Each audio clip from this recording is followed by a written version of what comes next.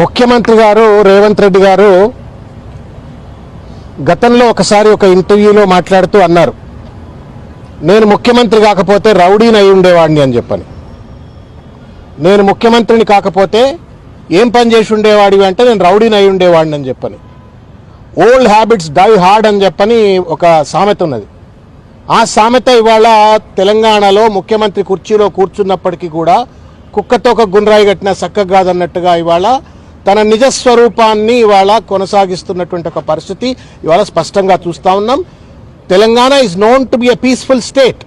Particularly Hyderabad ఒక global సిటీగా అభివృద్ధి చెంది అంతర్జాతీయ పెట్టుబడులకు కేంద్రంగా మారి మేము బాంబేలో ఉండం, మేము కలకత్తాలో ఉండం, మేము మద్రాసులో ఉండం, ఢిల్లీలో ఉండం, మేము హైదరాబాద్లో ఉంటామని చెప్పని దేశ నలుమూలల నుండి వాళ్ళ హైదరాబాద్కి వచ్చి హైదరాబాద్లో సెటిల్ అవుతున్నటువంటి ఒక పీస్ఫుల్ సిటీని, గ్లోబల్ సిటీని ఇవాళ 18 నెలల రేవంత్ రెడ్డి పాలనలో రౌడీజానికి అడ్డాగా మార్చి, గూండాయిజానికి అడ్డాగా మార్చి ఇవాళ మొత్తం బ్రాండ్ హైదరాబాద్ను, గ్లోబల్ బ్రాండ్ హైదరాబాద్ను సర్వనాశనం చేస్తూ ఉన్నారు.